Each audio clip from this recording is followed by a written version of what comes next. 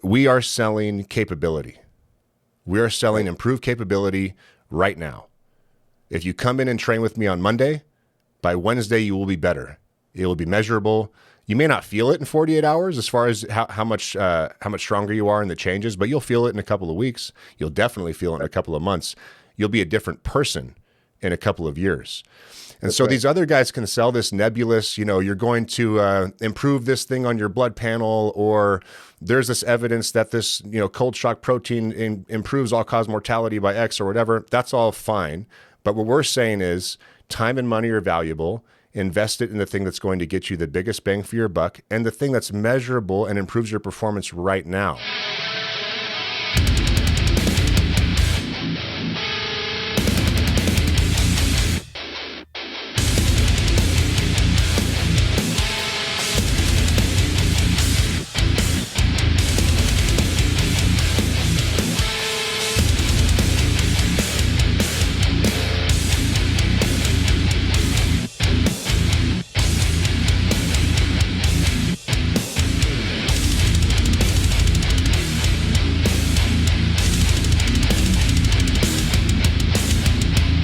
All right, everyone, welcome back. Nick Delgadillo's on. Nick and I were talking about fads and starting strength and social media and marketing. And we want to talk about all this stuff. We have no particular structure or order, so let's see how this goes. But the premise essentially, Nick, and let me know if you want to add anything to this, is there's a lot of stuff out there that a lot of people are talking about. And as with most things, some people know what they're talking about, some don't. It's hard to tell based on how confident people are. But for us, it always comes down to the argument. So, Nick, why don't we start with the argument for starting strength? I'll share my perspective, and then let me know if I've missed something or if I've misconstrued something. But essentially what it comes down to is we have this biological machine that we all operate in. And that machine is optimized when it's exposed to stress. And there are optimal ways you can expose your body to stress, and there are less optimal ways. And from my point of view, training is better than exercise in the way that Ripito outlined. So if you're trying to optimize your human system, you should do so in a structured, planned way with a specific goal. So the question becomes then, well, what should the goal be? And there are two primary goals you could have from my point of view. You could try to get stronger, or you could try to improve your conditioning in some respect. So those are probably the two broad categories. But the nice thing about strength is that when you get stronger, it has a conditioning effect also, especially if you're a novice. So strength is the meta adaptation. It's the training outcome that affects all others positively. It's the biggest bang for your buck. You get bone density, you get muscle mass, you get balance, you get coordination, you get power, and you get improved heart and lung efficiency, which is the point of conditioning. So from our point of view, strength is the way to spend your time in the gym because you'll get the best outcome for the time and money invested. There are other things you can do, and depending on what your goals are, those things might be a better use of your time, but everybody should get stronger. Everybody should get stronger because everybody will benefit from going through something like a novice linear progression. And then it just comes down to what are your goals, and you would adjust your approach to strength and conditioning and fitness accordingly. That's kind of the big picture fundamental way that I look at this thing. Nick, what's your point of view, or what am I missing here? Nothing really. I think most starting strength fans, especially, and the way you present that is difficult to argue with. And I think when we talk about this stuff, I think it's helpful to consider how people who already are bought in, so to speak, or already understand that part of it, and also coaches who already understand that part of it and can talk about that all day long. So talking about how the kind of the next step deeper, because I don't think you'll get any disagreement from, at least, I mean, the internet's a different thing, right? But from our people, you won't really get any disagreement on that. But even in those cases where you have somebody who understands what you just said, understands our general argument, and coaches who understand our general argument and implement our general argument, or our method, I should say, every day, they still don't understand at a little bit of a deeper level how all this works.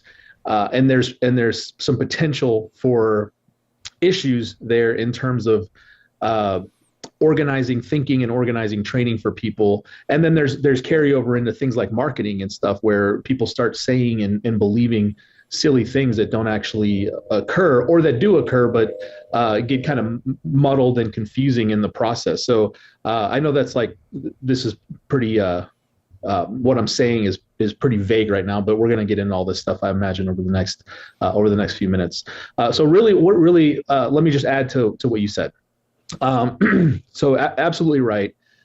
The thing that I would add is that your adaptations, the adaptations that your body produces in response to stress, are specific to the stress that you apply. All right. So that's the most fundamental concept to understand. The stress that you apply has to match the adaptation you're looking for, and the adaptation that you get is only going to be in response to the stress that you apply. So when you consider all of the things that you could potentially do in terms of strength and conditioning or fitness or whatever, you have to consider all of the different attributes that you have, whether you're an athlete or you're just a normal, I don't want to say normal person, but somebody who doesn't have hobbies, physical hobbies outside of lifting and staying fit. It's the same thing, right? So there's really no difference in terms of the approach or the process for somebody who's doing a sport versus somebody who's not doing a sport. You're just looking at things from kind of a recovery side. So what are the adaptations that you need or that you want or that are desirable, and how do you accomplish those? So you can pick some adaptation and then start working on it. And then you can move on to the other and start working on it, and you can work with another thing. So, for example, you could work on coordination, you can work on balance, you can work on conditioning, you can work on strength, you can work on all these things individually and design a program that does each one. And what you'll find is that most of those attributes are going to be hard limited by your genetic endowment.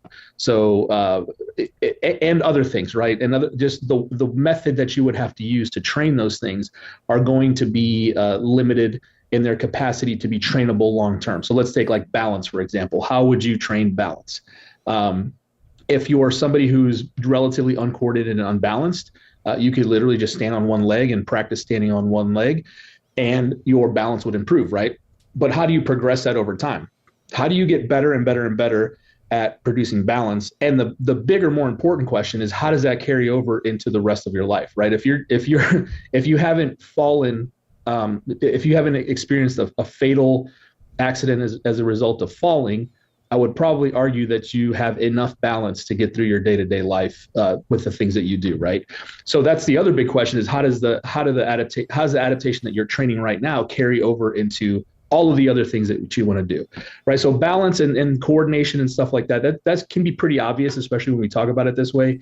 Where things get really confusing for people is strength and conditioning is like the catch-all word for what people consider conditioning, cardio, whatever terms people throw out like VO2 max, all these different things we just lump under conditioning, because you have structural adaptations and you have metabolic adaptations. So when we talk about the two-factor model of sports performance, or really it's really just the two-factor model of performance, because it doesn't just apply to sports. But you talk about the two-factor model, you've got the skill and practice on one side of things, which is one factor, and then you've got training, which is the other factor. And training would be composed of your structural adaptations and your metabolic adaptations, which would be all of your conditioning stuff, right? So the way people approach the problem is that they look at a specific problem that they have. Like, they are running out of breath when they walk up the stairs. They are gassing out at jiu-jitsu class. They received some lab results that were unfavorable, or whatever, right? So they think about, okay, so I need to work on my cardio, and then that becomes the primary thing. Or they're doing strength training plus I want to do cardio.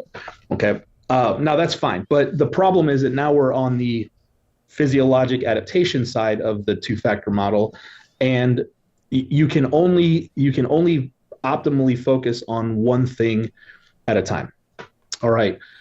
You can suboptimally focus on all things at a time, right? And just do them all not very well. Our job is to present and guide people through the most optimal way to improve their performance. Ultimately, that's the goal and the mission of the coach at the gym, is to improve their client's performance over time.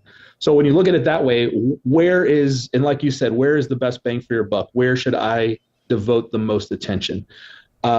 Anything that you do from a conditioning standpoint, again, has problems in terms of trainability over time. The novice effect, right? So just doing anything is going to improve your conditioning at the beginning.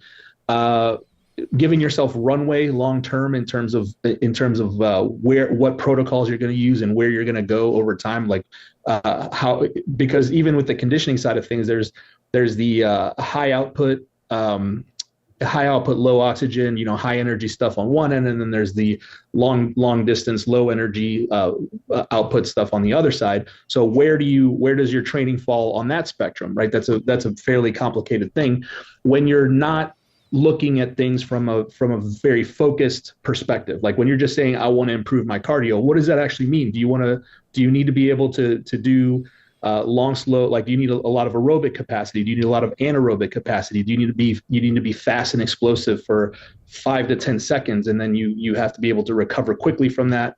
Or are we talking about like walking, 5 miles or something for an hour or 2 hours or whatever it is? So things are very complicated there, unless you have a specific thing that you're working on, right? So that's one thing to think about there. Now, if we look at the thing is, and here's the important point, if you look at the training side of things, like you said, if you look at the strength or the structural adaptation that you can potentially produce under a well-designed and well-run process, the potentials for an adaptation that is primarily structural, but also carries over into everything else that we just talked about, is there with strength training, right? So you have all of the force production adaptation that you get from loading yourself and moving through a full range of motion, using all the muscle mass. You've got a ton of adaptation in terms of size, because your muscles are growing, your bone density, your connective tissues are becoming more robust. But that also has a carryover effect into the conditioning side of things for a number of reasons. And probably the simplest thing to think about is, if you're improving your capacity for force production, you're also improving your capacity for stressing yourself in terms of conditioning, right? So any conditioning that you do today as an untrained individual, the novice effect is always in place, right? So after 6 weeks, you have, let's just assign a number to it. Let's say you have force production capacity of 100 right now, and you go and you do a bunch of cardio with that amount of force production capacity. You're stressing yourself, not 100, submaximal, right? So anything that's going to involve cardio is going to be submaximal. So you're stressing yourself with a smaller percentage of that, and you're just building an adaptation that's around that 100 mark in terms of force production. Let's say you double that amount of force production to 200, or triple it to 300 over the course of 3 to 6 months doing a strength program. Now, when you go and do conditioning, how much more effective is each bout of conditioning now that you have the capacity to exert double or triple the amount of force that you could, right? So to give you a simple example, if on day one, you're a brand new trainee, you're just got off the couch, and you are dying pushing a sled with no weight on it, right? I mean, you're just pushing the prowler, maybe even like a 45-pound plate, and you do that, for 30 seconds. You do it for 5 rounds, and you're done. I mean, you're toast, completely toast, right? If you put a couple of 100 pounds on your deadlift, put 100 pounds on your squat, how much more can you put on that sled now after that? So the dose of conditioning of conditioning training that you can give yourself is much, much higher, right? So in terms of efficiency now, you've got an easier time conditioning yourself. It always sucks, whether you're untrained or you're trained, conditioning always sucks. But now you can make it suck harder, right? And conditioning is going to come much, much faster and at a higher capacity, because now your baseline. So if you want to think about it as a baseline, people use the word like work capacity. So if you use that baseline, your baseline is now here where it was here, right? So all of that conditioning training comes in down the line because you can stress yourself harder. And if that is available to you in a relatively short amount of time, why would we blunt the ability to produce more force early on when and then kind of halfway do strength training, halfway do conditioning, and lose out on all of the positive effects of strength training that that applies to every other physical attribute across the board, Yep. when we could just make that as efficient as possible. Right now, I want to make it really clear that I'm not making the argument that conditioning has no place in a strength program, or that you should lift weights, eat, and sit on the couch and sleep as part of your strength training. That's not what I'm saying at all. What I'm saying is that any complicated process, which is what we're dealing with when you have physiology, right? Any complicated process requires that you start at the most simple, basic, and general version of things, and then progress all of your variables from there. Because otherwise, when you just jump into, let's say, a strength program with a conditioning program with this other thing, and then all these different nutrition protocols and all of these kind of complicated things, because you're researching on the internet, or you're listening to this person, you're listening to that person, and you're just kind of jumbling all these things together, you have really no good idea about what's working and what's not working. And that leads to program hopping. It leads to stalls in progress, and it's just not an intelligent way to do things, right? So if we want to look at the most optimal way to do things, you're going to start with the most simple thing that you can do that's going to produce results, right? And then start running that process, and then make adjustments as you go, just like we always talk about with programming. So with that in mind, where should we spend most of our time and energy initially?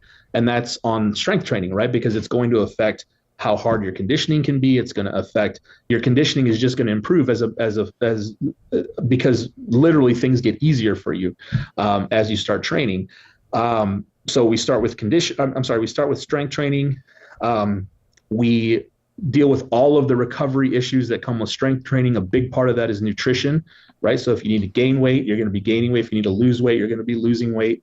And then based on your specific needs, we're going to add conditioning or whatever else needs to happen. Now, usually, as far as the strength coach goes, it's a lot of strength training. It's as little conditioning as you need in order to continue making progress.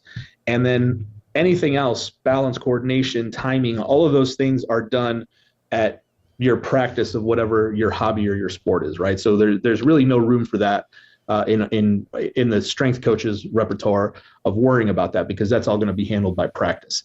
Most of your conditioning needs are also going to be handled by practice initially as well, right? So as far as what we can offer, it's this simple, logical approach to strength training to increase the force production side of things, to bring your baseline up as high as we can get it, and then layer on top really, really basic conditioning when it's needed and for specific reasons, right? So we can, I can keep going. I can talk a little bit more about what I mean by that, or if you have questions, we can talk about those for a second. I do have a question.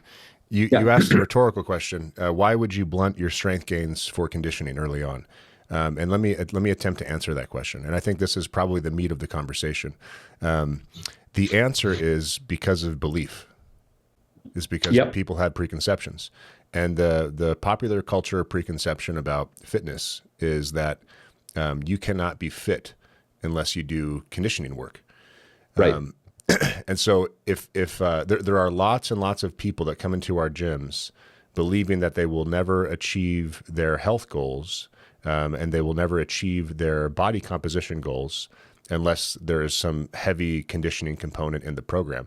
And you can stave this off for a few weeks and maybe for a few months for a lot of people, but lots and lots of people will feel guilty if they're spending lots of time and money doing something that's fitness oriented, but never doing anything specific to conditioning.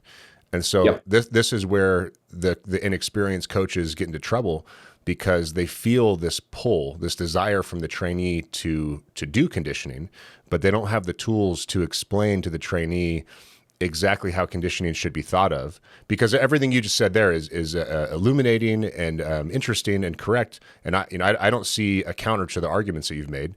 We welcome arguments, by the way. If you want to write an article for the website, or if the knuckleheads want to respond in the comments below, you're welcome to.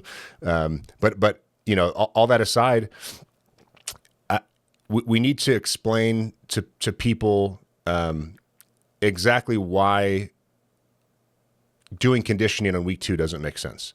And exactly where conditioning fits into a program. Because just to remind everybody, a lot of you guys watching on the YouTube channel are young, and maybe you're doing athletic stuff, sports, whatever.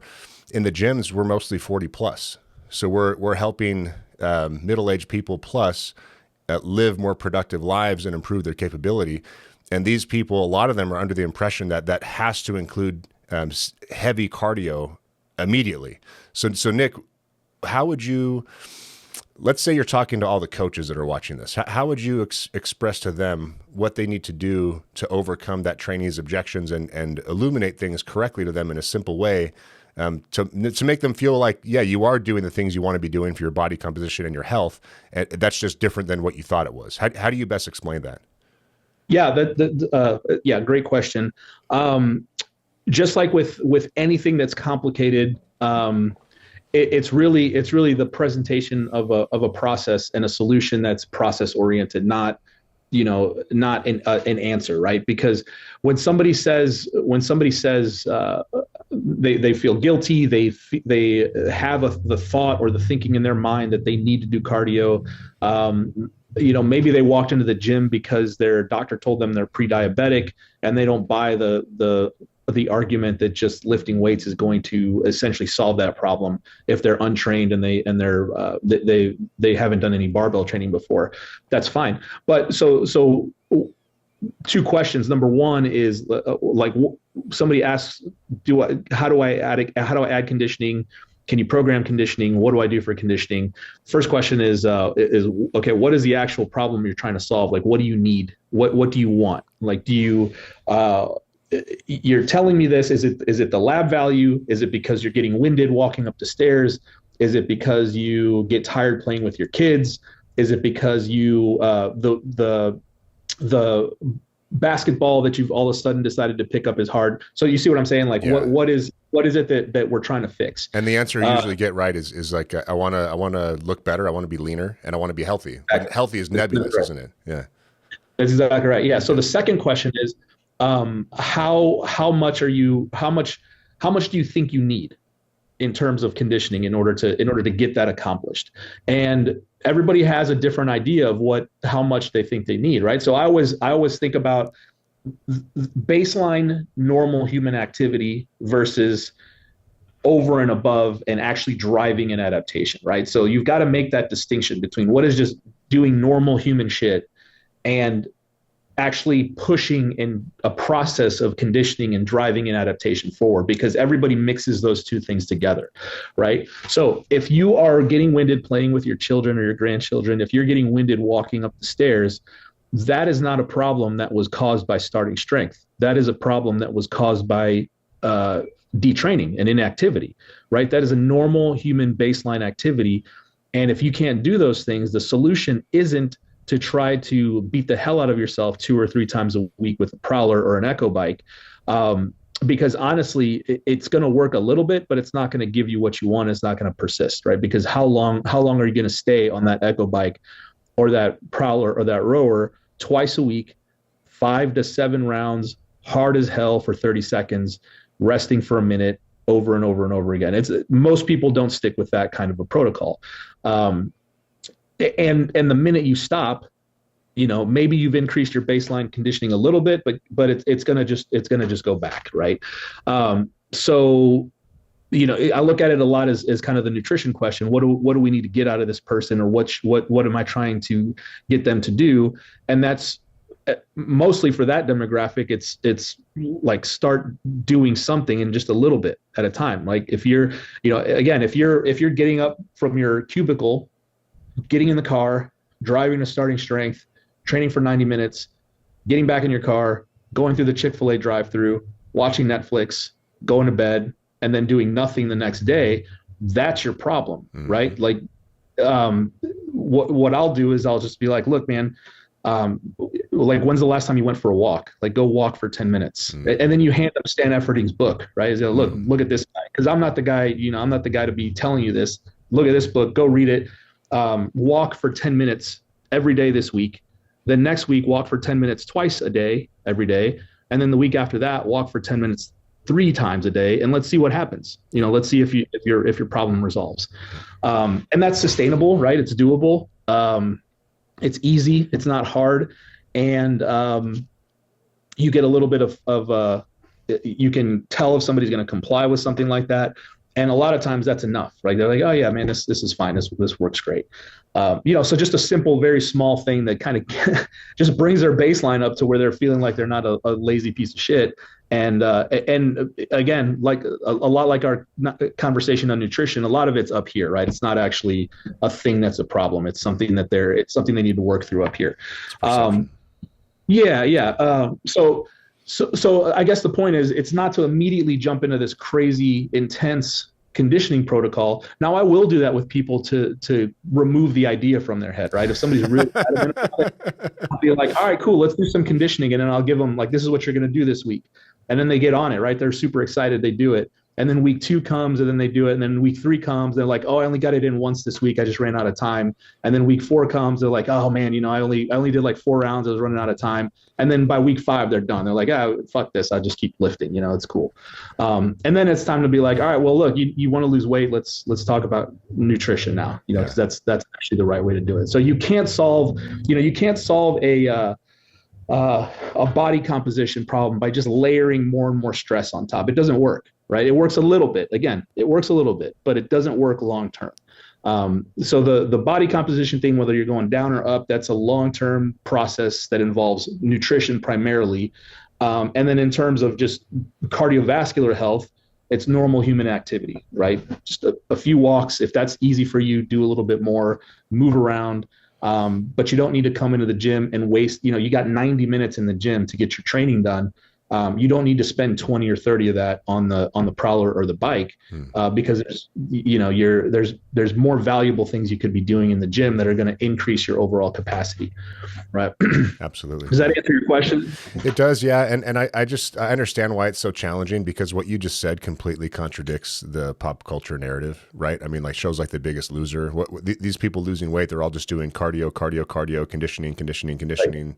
They're also starving themselves. They're also starving. Right. That's exactly right. But what you're saying is that be careful not to attribute the cause to the thing that's not driving the progress. And your message is strength training and nutrition is how you get to where you want to go body comp wise. And the conditioning has a small effect, but it's less than you think it is. And to be able to say that to someone who has believed something different for most of their life, you're going to have to build some credibility. And you may not be able to do that early in the conversation when a member walks into the gym, but you can demonstrate progress. You can demonstrate that the weight on the bar is going up. You can measure their waist and show them that their waist is getting smaller. You can show them these things that are improving. And the reason why people drop off when you and I give trainees conditioning programs is because you don't get that same positive feedback loop when you're doing conditioning. Hell no, that's right. It's brutal. That's right. It sucks, and then you don't reap the rewards. It doesn't benefit in your day-to-day life. But the trouble is, I won't name any names, but you've got all these people online. Some of them doctors who have popular podcasts and are guests on other people's podcasts, who are saying things. They're trying to make it sound real sciencey, and they try to make things sound very certain. So it's like, okay, so you need to do X number of minutes per week in zone 1, and then other days in zone 2, and it's like, okay, cool. I'm glad you have a program, and I'm glad you're approaching conditioning in kind of a systematized way. And I believe you that the studies you're referencing demonstrate that improvements in all-cause mortality and longevity are seen when people do these things. But also, you're probably comparing them to sedentary people, not comparing them to guys that are 45 and are squatting in the mid 300s. That's a completely different demographic. And so they're typically the same guys that will when it's something in their wheelhouse, they will wholeheartedly agree that the exercise science is bullshit, right? But then when they want to pick and choose, they're like, this thing, this thing that's peripheral to what I'm doing agrees with what I'm saying right now or with the program I'm trying to sell, all of a sudden they love the evidence and they love the science, right? But you know, so we're not, again, and this is something I push on the coaches that I talk to. We are not presenting a solution that is like, this is the answer to your problems. We are presenting a process, and it doesn't matter. All of these things that we talked about, like in the first 10 minutes here, is complicated, and there's no need to explain this to any trainee or any client. What you do need to explain is what the process is going to be today and tomorrow, and how that is going to get them to what their goals are. And if that process is, let's not do anything right now because you're already fairly active. Let's just do some strength training, and we'll check in 3 weeks, or we'll check in a month and see how things are going. And then we'll if we need to, we'll do something else. Or the process could be, you're strength training now. You're excited because you're doing all these lifestyle changes, and that's always a problem because people do too much too soon and they burn out. So another job of the coach, I think, is to hold people back a little bit and give yourself room to add things later on as they progress, right? So, but it's okay if somebody's super excited. We're going to have them do the least that they can do, the thing that's going to be the least damaging to their recovery in terms of strength training. It may just be like, go for a walk 1 or 2 or 3 times a day. Do that for the next 3 weeks, and then let's talk and let's see where things are at, right? So now, whether the walking has done a ton or not, I believe that it probably will. Most of the progress has come from the strength training, and also the added like compliance of sticking to something and just taking it with you outside of the gym. That's super valuable, right? But I'm not giving them something that's going to interfere tremendously with them coming into the next workout and adding weight to the bar and doing what we're actually trying to do, which is improve their overall performance, right? And then when it's necessary, we'll do more. Again, we're absolutely not opposed to conditioning, but I want to get the idea across that high levels of conditioning and protocols that produce high levels of conditioning are, number one, specific to the activity that you're doing, and number two, usually completely unnecessary for most people most of the time. Right. I always use like the jiu-jitsu thing as an example because it's simple, because you have belts and you have all this stuff, right? So if you're on the conditioning question, regardless of what you do, regardless of what sport you do, regardless of your skill level, if you're weak, there should be nothing else you're doing except getting stronger. Just keep doing what you're doing. Keep doing your jiu-jitsu, keep doing your bike riding, whatever, and just get stronger, and you will see performance improvements, and you'll actually probably see conditioning improvements as well. If you're really strong, and deconditioned, right? You're really strong, but you gas out doing stuff. The best thing that you can do is improve your skill, right? Because, you take the strong guy, the guy who benches 300, 350, squats in the 5s and pulls in the 6s, and he goes to jiu-jitsu, that dude's going to gas, right? Just like everybody else. It's not just him. Everybody who starts jiu-jitsu gasses. They will attribute his strength and his size to his gassing, but the white belt who's right next to you who weighs 135 pounds, that motherfucker's also gassing out, right? Sure. So, and one guy's produced a whole lot more force than the other. That's exactly right. The one guy has been way more trouble than the 135 pound guy, to everybody in the room. So, point being, if you're very strong, or let's just say strong, right? You're strong and you're unskilled, you have no business doing any conditioning. You need to get better at your sport because you're inefficient, you don't move well, you're deconditioned, and the only thing that's going to give you the conditioning effect that you want for that sport is doing that sport, right? It's so bizarre to me, man. You go to jiu-jitsu and you start jiu-jitsu, or you start anything that's hard like that, and you feel like you're going to die, like you're drowning, you can't breathe. In order to produce an adaptation that's going to make you not experience that, you have to recreate that off of the mats.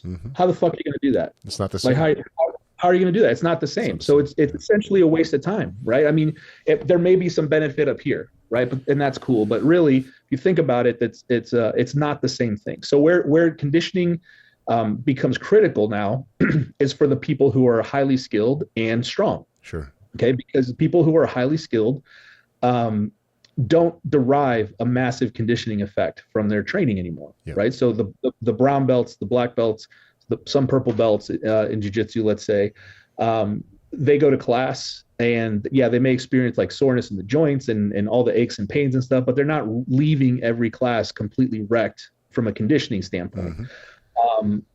So if they need to improve their conditioning, and I would argue that they don't if that's how they're leaving class, but maybe they've got a competition coming up, right? And they want to improve conditioning for that. Then what are the options there? Because remember, they're strong. If they're weak, then they're not going to do conditioning. They're just going to get stronger.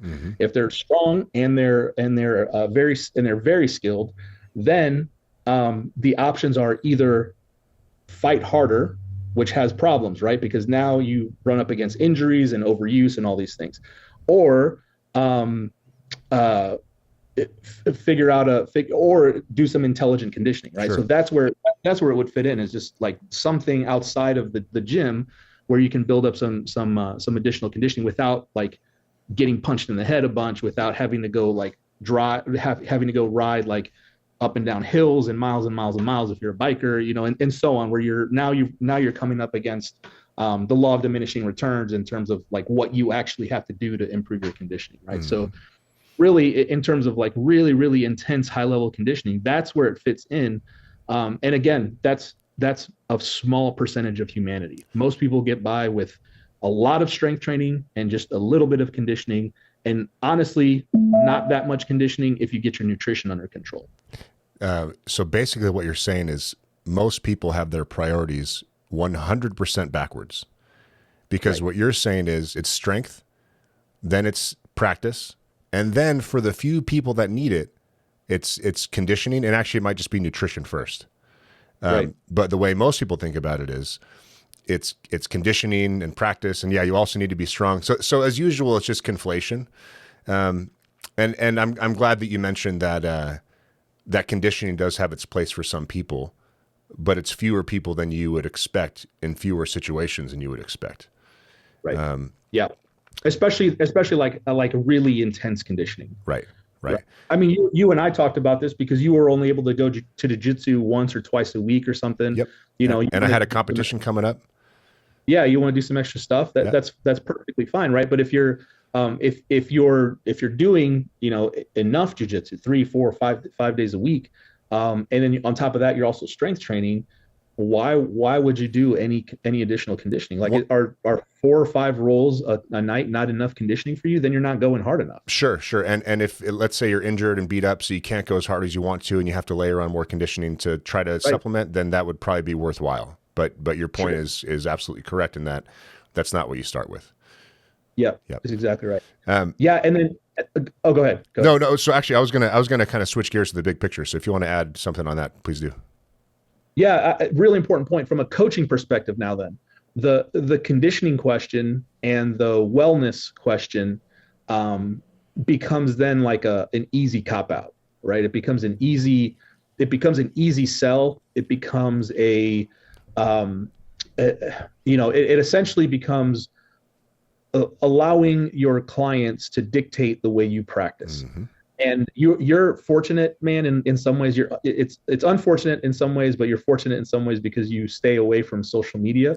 I personally think social media is awesome and great. You know, aside from the intrusions on privacy and all that. I just signed up for Twitter, so I've. Yeah. All right. Well, good luck. Yeah, we'll see how it goes. At least on things like Instagram, you get to look at cool shit. You're like, on Twitter, it's just anger, it's just nonstop anger. You know. Yeah. I don't know if it's good for you, man. Probably not. No. Yeah. But they're the only people that believe in free speech, and I want to see if that's real. Yeah. I agree. So fuck Facebook, fuck Instagram. Fuck I know. It's always trade-offs, right? Yep. But anyway, so you may be insulated from a lot of this, but there's definitely a trend, and there's definitely a move towards people who know very, very well the thing that we're talking about in terms of strength training, but in an attempt to get more clients, in an attempt to please more people, in an attempt to, broaden horizons, so to speak. It's essentially like, we'll just do whatever you want. Yeah. We're going to focus on, a little bit of strength, because that's good, right? Mm-hmm. And then, we're going to focus on your cardio and your wellness and your flexibility and all these different things. When they, if you're honest with yourself, you know damn well that most people don't need to spend a bunch of time on that. But what you're doing now is you're casting a wider net, right? So, and not only are you casting a wider net, but now the conversation that I have with the potential client is way easier, because I don't have to convince you of anything. I don't have to convince you that I have this hard process that we have to go through, or that we're going to go through, and I'm going to guide you through this process, and I'm going to help you, and I'm going to improve your performance, and we're essentially going to do something hard, right? Because now I can just say, yeah, we're going to do a little bit of this, we're going to do a little bit of that, we're going to do a little bit of this, that other thing, and it's going to be awesome, and that's exactly what you're looking for, right? And then they're like, oh yeah, that sounds great. Yeah. So the big focus for me is that stuff doesn't filter into our gyms, and that our coaches understand everything that we're saying in terms of an intelligent, simple process. That process may take you into some very, very complicated areas, and things like conditioning, and things like some maybe even some flexibility, whatever, right? But it may take you down that path with a specific client. But we all know that initially everybody just needs to get stronger. Yep. Right. And as soon as you start adding things to that, or removing the idea that just getting a little bit stronger is okay, and then kind of we'll do whatever you want, that's a problem, right? Because you'll see, let's take, for example, like we start a thing where we're going to have people come in, and we're going to have them start strength training, and we're going to have them do a bunch of other stuff, right? What's going to happen to those individuals? They're going to see progress, right? They're going to see progress because they're novices. The danger there is that the coaches convince themselves that the only way to do this correctly is that way, right? Whatever their favorite thing is. When really what they need to be doing is the novice linear progression and teaching people how to eat well, right? That solves almost all of the problems of all of your clients initially. And it's simple and it's actionable. Once you start conflating goals and getting mixed up with all this pop culture nonsense, you're going to be taking your cold plunge and then hitting the sauna and then doing your, organic spinach enema and then doing, 45 minutes in zone 1. And then it's the magical properties that people assign to things like a cold plunge is just amazing, man. Yeah. And it's just fantastic. But you're exactly right. It's that kind of shit. And look, these are, I don't know if you did this, but as a young coach, these are things that happen, right? These are things that you do, and you start to spread out into these, all these different ideas that appeal to you. And if you're the problem is that most coaches and most people in business are not honest enough with themselves and just run with it and then keep going and then build their whole fucking identity off of this slightly different thing than what you originally started with, right? But if you're critical of yourself and you're honest, you're going to come back to these really, really simple basic principles. I mean, everything that we're talking about here is like, at this point is like 15 or 20 years of experience dealing with clients. And fuck, I'm back to 5 lifts, 3 sets of 5, and like no conditioning essentially, right? It's just lift heavy and eat well for the most part is the recommendation. Now, the problem is that that's hard as hell to do and it's too simple. And if you're neurotic, it seems like you're missing something.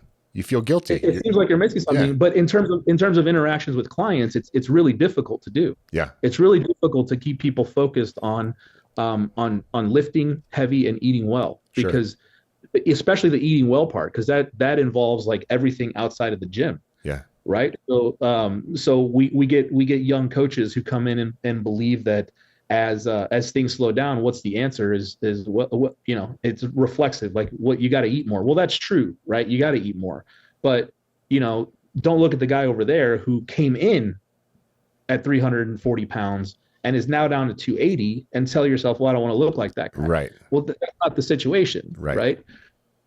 Yeah, exactly right. And just to be clear, I'm not saying that there's no benefit to a cold plunge. You know, I've listened to Rhonda Patrick just like you have, and I understand the material she's referencing that talks about cold shock proteins and all this. But really what that is it's stress. So then the question becomes, if you have limited time in your week for health and fitness, are you better off spending it in the sauna, doing a cold plunge, if you haven't yet done your squats? Well, probably not. And here's the thing I want to warn everybody against, which is nebulous claims of health that are hard to measure and track. I mean, I can sell you anything if I do that, right? And the people in the marketing business in fitness understand this really well. So you're susceptible to all kinds of bullshit as long as you feel good about what you're doing.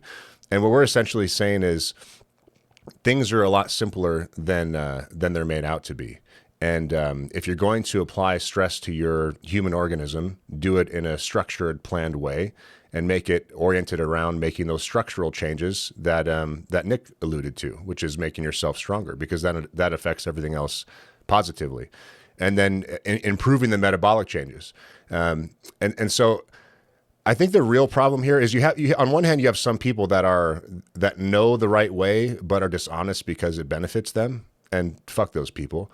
Right. But I think the bigger group of people are those that just don't actually know that it's possible to make profound structural changes. I think the vast majority of people in this business and the vast majority of lay people don't understand that if you're 50 and you're a guy, you can get your deadlift to 405 in 2 years, 2.5 years, number one. And number two, not only is that desirable, but it's probably the best thing you could do for your overall health, fitness, capability, longevity, functionality. It just seems super counterintuitive. When I talk to people about this stuff that are not into lifting, you can see that they're just not, like, it's just not clicking. You know, I was at a dinner the other night with some guys that would be perfect fits for our program. They're middle-aged men. They've got money. And they're all mainly just doing conditioning. And I was telling them about one of our trainees at Dallas that's 72 years old, and he deadlifts 425 pounds. And I was trying to compare that to a marathoner that's 72, or a guy that's sedentary at 72. And I'm like, well, if any of those three guys gets hit by a car, who's got the greatest chance of surviving? If any of those guys gets attacked, who's got the greatest chance of surviving? Who is the most metabolically not metabolically efficient, but who can manage glucose the best? Based on the amount of muscle mass they have. Like who's got the best balance? Like all these things, right? So which one is better if they get pneumonia? Yeah, who's going to perform better if they get pneumonia? Who's got weight to lose? So the reason I say all this is. We are selling, and Nick, I got this line of thinking from you. This is the perfect way to articulate it as far as I'm concerned. We are selling capability. We are selling improved capability right now. If you come in and train with me on Monday, by Wednesday you will be better. It will be measurable. You may not feel it in 48 hours as far as how much stronger you are in the changes, but you'll feel it in a couple of weeks. You'll definitely feel it in a couple of months. You'll be a different person in a couple of years.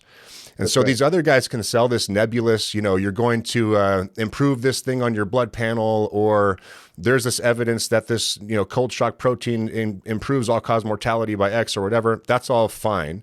But what we're saying is time and money are valuable. Invest it in the thing that's going to get you the biggest bang for your buck and the thing that's measurable and improves your performance right now.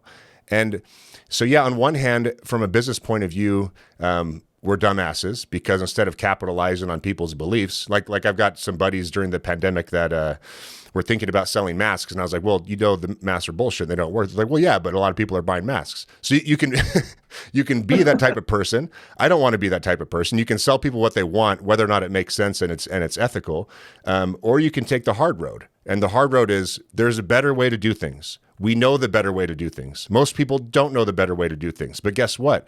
Ours is backed up by first principles. And on top of that, it's not just a thought experiment. You can verify its efficacy yourself. I can prove it to you in 2 weeks. And that's why we offer a free first session in the gyms, because once people come in and they understand what we do and they talk to the other members in the gym and they see the case studies online, it all clicks. So the big picture here is there's so much noise out in the fitness industry. If you are conscientious and you care about your health and fitness and you want to look good and you want to feel good and you want to live a long time, it can feel overwhelming. You can feel like you're never doing enough, like, you're inadequate, or you can feel guilty or shameful. It doesn't have to be that way. As far as I'm concerned, you need to lift heavy weights. You need to make progress over time. You need to eat whole foods, and your caloric and protein intake should match your training goals. On top of that, when you're not in the gym getting stronger, you should be living a full, physically active, rich life. You shouldn't just be going to the gym and saying, okay, cool, I'm no longer sedentary. For me, that's jujitsu, 2 to 3 days a week. For Nick, it's pretty similar. If you're doing a martial art, if you're hiking, if you're playing pickleball, whatever it is, you should do something with your body, because that definitely is better for you mentally and physically than not. And when it comes to the criticism that we get that, starting strength says no cardio and you shouldn't do conditioning, that's absolutely not what we say. And you can look in the book for yourself. Once you have graduated from the novice linear progression, you should probably do some conditioning. And I always recommend to my clients that they do it in the form of something that they enjoy doing, a hobby, because I don't want to prescribe the Echo bike twice a week. I don't want to prescribe the Prowler twice a week. I'd rather just prescribe you go hang out with your friends and family and throw your kids around and run around and hike and jump and sweat and have a good time. So that's from my point of view, Nick, is kind of how this all gets simplified. And I hope that clarifies for the coaches watching, how this stuff should be positioned. And I hope it clarifies for some people that are, we have a lot of people on the YouTube channel that watch what we do, and they lift weights and they want to improve their technique, but none of them have actually decided, okay, I'm going to focus all my effort in getting stronger. I'm going to actually add the third plate. I'm going to actually add the fourth plate. For those of you out there that are on the fence about this, just get stronger. Just get stronger. Go through this process, and then you'll know what we're talking about, because you'll be able to see it for yourself. And the trouble is, with all this other bullshit, you can go through the process and you just have to believe that it's working because you have no other evidence that it is. Right. Am I missing anything there, Nick? Would you add anything to that? No, I mean, we could channel Rip a little bit here, and this is not bullshit, guys. I mean, conditioning feels hard in the moment, but conditioning is easier than adding more weight to the bar long term. No shit. Spending time working on flexibility, spending time working on anything else is easier. And I think that we, like, as a company and our coaches, need to recognize that and acknowledge it, and be cautious of going down those paths of making things easier for people. The hardest thing in the training world for normal people is to show up 3 days a week, add weight to the bar, and clean up their eating. I mean, that's the hardest thing for people to do. It's the hardest thing that we're gonna teach and guide our members and our clients to do.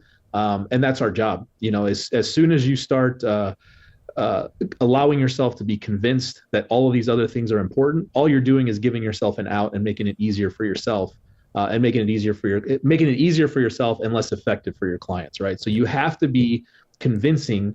You have to understand that the way this works and why it works, and you have to be convincing enough and authoritative enough to be able to guide your members and your clients through a process that allows them to keep adding weight to the bar and to make intelligent decisions outside of the gym, that are going to, and when I talk about nutrition, we have a whole podcast on this. When I talk about this super complicated deal, just eating properly in order to recover and not become a fat ass, right? Mm-hmm. That's kind of our mission. So yeah, that's the only thing I wanted to add to that. This is much harder than just, doing the wellness thing or doing the whatever you want to call it, wellness, longevity, total health. We could come up with all kinds of fucking awesome marketing terms for something like this. But honestly, it's what we're already doing.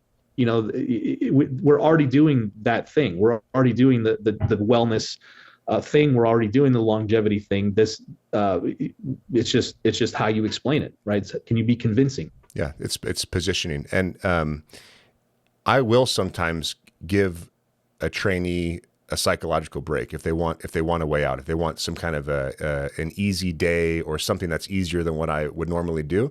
But I will only do that if the alternative is them not training.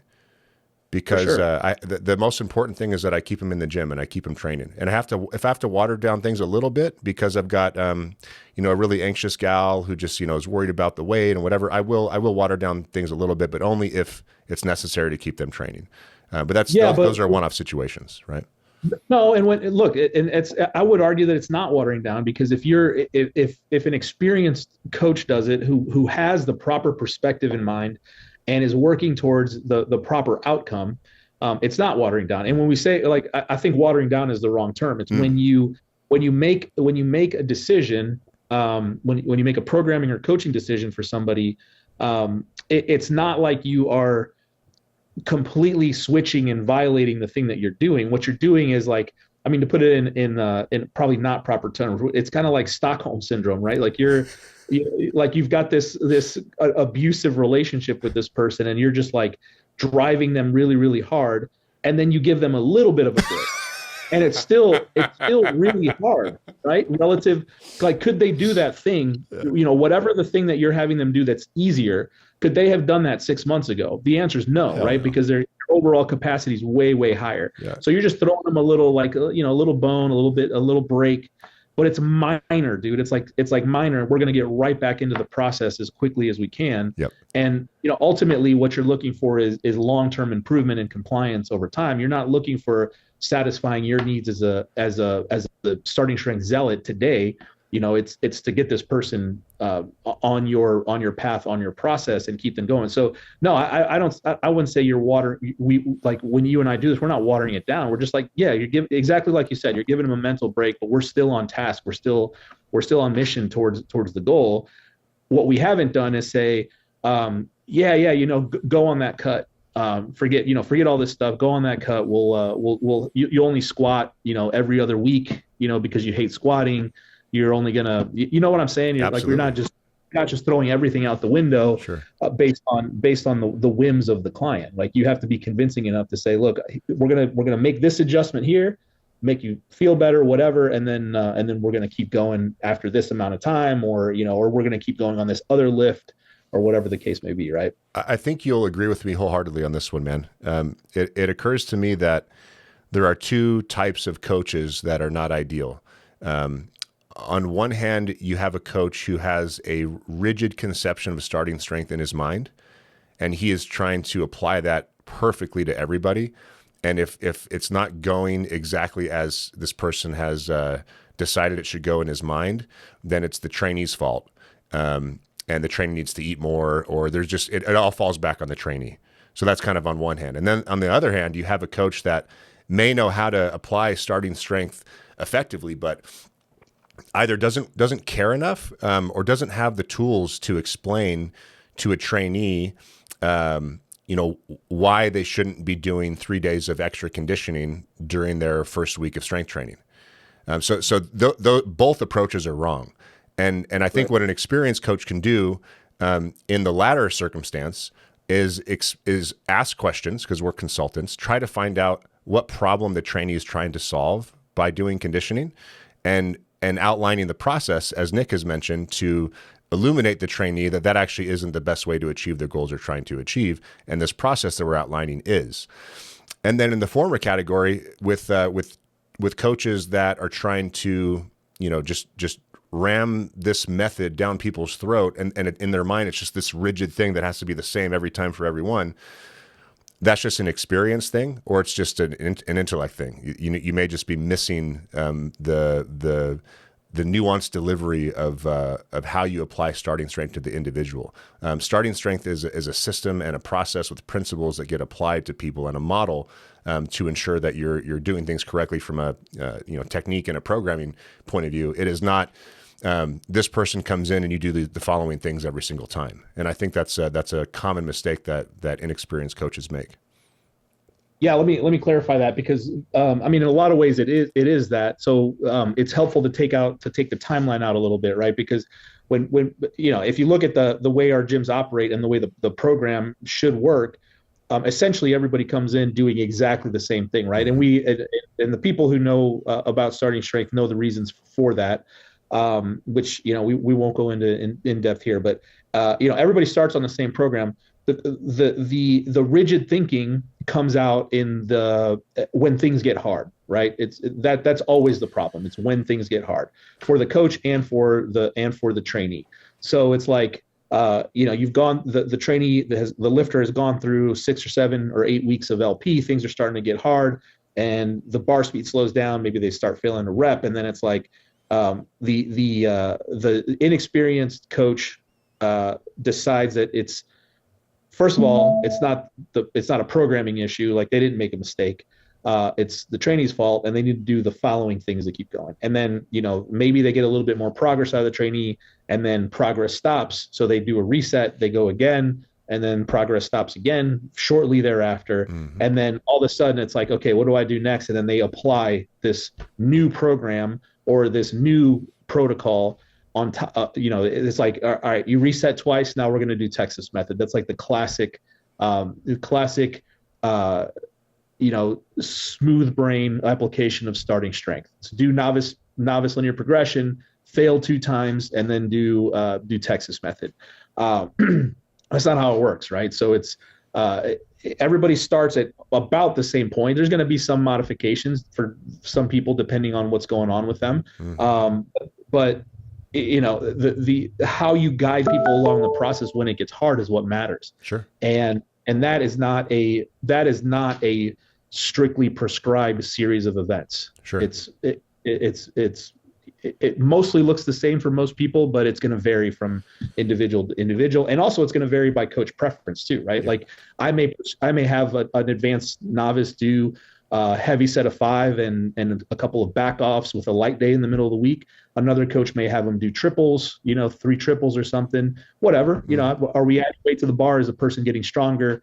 And what's the next change we're going to make when that stops working? And are they feeling good? Are they hurt? Are they? Yeah, exactly.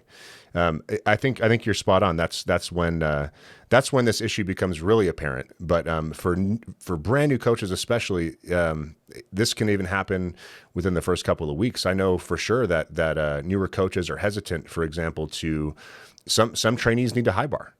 Yeah, that's exactly right. And some trainees might need to be doing triples on week 2. Funny, man, how people like coaches are kind of shocked. Like they'll send me a video and they'll ask me a question. They'll be like, "Oh, this I don't know what to do. This guy's can't get under the bar. He like just says his shoulder hurts so much when he gets under the bar." Send me a video, and the bar's like, they're trying to crank this guy into the low bar position. It's like, well, did you try putting the bar up higher on his back? And they're like, no. Right. Like, all right, well, do that and see if it works. Yeah. Like see this look on their face, like, are you really telling me to do this? Or the like thumbs around. It's like this. My trainee's elbow is hurting, or they can't they can't keep their wrist straight. I was like, let's just fucking wrap the thumb around and be done with it. And then they're like, whoa, did you just say that? There's this perception that Ripito is going to sit atop of Asgard and throw his fucking hammer down as soon as anybody does anything but a low bar. And that's not, that is not what we're saying. The low bar is preferred.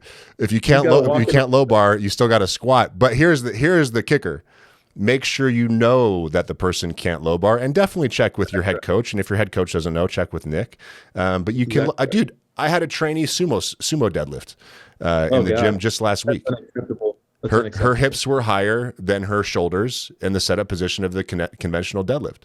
So she's going to sumo deadlift. That's okay. I don't prefer the sumo deadlift. I would never prescribe it unless I had to, but I'd rather her sumo deadlift than deadlift like that. So yeah, and it's the smallest possible change to things. Like I have a client as well. I mean, the guy is very tall, super long legs, really short torso. I don't remember how tall he actually is, but I mean, if he wants to pull off the floor, his feet are just right outside his hands. Otherwise, he looks like this. Yep. His butt is 2 inches above his head or above his shoulders. That's not ideal. Yeah. The problem comes when you walk into a gym and everybody's high bar squatting. Sure. Everybody's doing a modified sumo. Everybody's rack pulling. So that's always doing rows.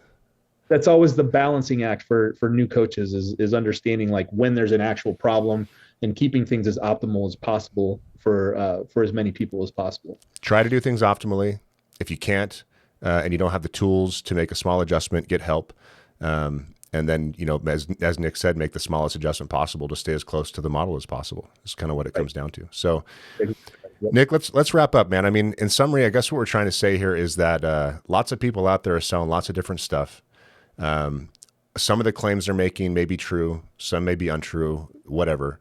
But I can tell you for sure that the claims they're making about how much better your longevity will be or your blood panel or whatever, they're not comparing strength trainees to the product or the program that they're selling. So it doesn't apply to you as a strength trainee. They're testing normal sedentary people versus people that do this other thing. So that doesn't apply. And if you want health, if you want longevity, my position is you should just be focused on performance. And if you want the biggest bang for your buck when it comes to improving performance, so it has the best translation over to your day-to-day life and your daily function, and also whatever sports and activities you happen to enjoy, strength training is the way to go. And if you're going to train for strength, there is not a better strength training program on earth than starting strength. And better just means getting you stronger faster. If there is, let us know about it and we'll switch to it. But this is the best one that we're aware of, which is why we've opened these gyms. And just be careful about nebulous claims that aren't measurable, and be open-minded. We've seen over the past few years that people have very strong beliefs about things that they don't necessarily understand, and changing people's beliefs is a difficult thing. So, in terms of what we're trying to do as a business, it's spreading the message to people that are open to our ideas, because changing people's minds is expensive and difficult. And then we can just prove it over time. And Nick, by the time this episode goes up, I believe our new website will have launched at startingstrengthgyms.com, where you can plug in your sex and your age, and you can see how much stronger you'll get on average over time. So people that are your same sex and age, how strong do they get on average over time, whether it's 30 days, 60 days, 90 days, you'll be able to see the measurable results, the actual weight on the bar changes. And again, just notice that these other guys in the industry they're not sharing any measurements. And that's because they can't. All they can do is try to kind of tap into your existing understanding, anxieties, and fears, and then make nebulous claims that may or may not be true and may or may not be provable. So that's where I'm at with this stuff. Nick, anything else you want to end with? No, I mean, just for the coaches out there, if you guys, if coaches and future coaches and personal trainers, look, if you want to throw in your hat with the massive pool of personal trainers and strength coaches that are already out there, there's always a market for you to do whatever you want, and people will pay you if you've got a good Instagram or a good website or a good YouTube page. So that's cool. But if you want to, we're not going to do that, right? If you want to distinguish yourself as a professional and have a set of principles and honestly, do things the hard way for your clients and help normal people do things the hard way, it's one of the most satisfying things you can do. So, for the coaches already in our system, just, make sure you understand that and get better at doing it. And then for people out there who are coaches and interested in this stuff, it works really, really well. And it's not easy. It's not easy to convince people to come into the gym and eat well outside of the gym. But it's very, very satisfying. You'll get lots of excellent results for your clients and more business, right? Because results produce more business. Yep. So, yep. And let's just end by saying that we had a really good conversation with Jay about this, the guy that owns Starting Strength Denver, because he's seen a lot of longevity services marketed pretty effectively. And when we were talking to Jay, we all kind of came to the same conclusion, which is, like, let's say we just wanted to sell longevity. That was our marketing message. Would anything about our product or our offering change? No. Shouldn't. No. In fact, I will make a $10,000 bet with any coach out there. We can take two 70-year-old trainees that are motivated, that are sedentary and are motivated, and let's measure all the things that actually contribute to longevity, and let's see what your program does for them versus what our program does for them. Let's measure their bone density. Let's measure their blood glucose. Let's do all the key performance indicators or the key longevity indicators and see which program actually makes a measurable impact more quickly for a 70-year-old. And I what is longevity? It's the ability to live a healthy, productive life. And I see this on the back of the ambulance every time I do a shift. Just to end on a rant here, Nick. The thing that occurs to me every single time I sit on the back of that ambulance, because I work for a company that does medical transport, so interfacility transport, is I am taking someone who has made a series of poor decisions that have accumulated to the point where they can no longer be reversed. This is for years, right? For years and decades. And this is 100% of the people that I interact with every day. And all I have to say to you, especially if you're in the second half of your life, is that you don't want this to be you. You don't want to be the guy that I picked up from an assisted living facility who had shit his pants and was stuck on the toilet and couldn't get up off the toilet because he's so weak.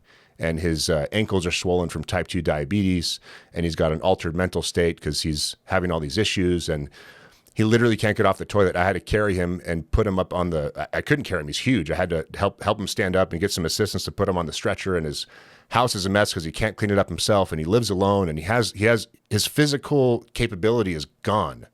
So then all he has is what's left up here, and we know the two are closely interlinked, and that is not an existence anybody wants. It's not an existence anybody wants. So we are selling capability. And you know what? A lot of us have made bad decisions up until a very late stage in life, but it is still reversible in more ways than most people assume. And if you can find a better way to accomplish all these things than the Starting Strength program, please share it, because this is, as far as I'm concerned, this is the way to go if you actually do care about improving your health and being capable for as long as possible to live a long, healthy life. Very nice. Yep. Cool. All right, Nick. Well, thanks for the time. And guys, I like having Nick on the show. So if you want to hear anything from Nick, just give me some ideas and we'll do it again. Right on. All right. See you, man. Thanks. All right. Bye.